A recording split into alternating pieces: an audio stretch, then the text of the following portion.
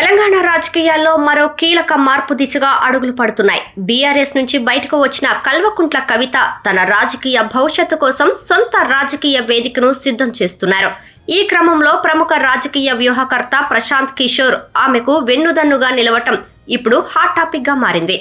ఇప్పటికే హైదరాబాద్లో కవితతో పీకే 5-6 సార్లు సుదీర్ఘంగా భేటీ అయ్యారు.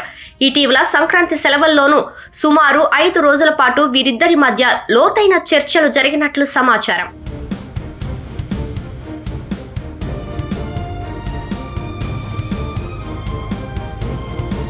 తన స్వచ్ఛంద సంస్థ తెలంగాణ జాగృతిని ఒక రాజకీయ శక్తిగా మార్చేందుకు కవిత సిద్ధమయ్యారు.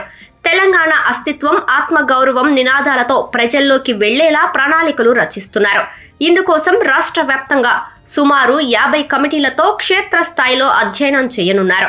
వచ్చే ఉగాది పర్వదినం నాటికి పార్టీ పేరు, జెండా మరియు విధి విధానాలను అధికారికంగా ప్రకటించే అవకాశం ఉంది.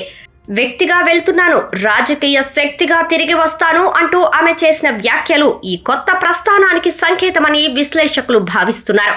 పీకే వ్యూహాలు కవిత పార్టీకి ఏ మేరకు మేలు చేస్తాయో వేచి చూడాలి.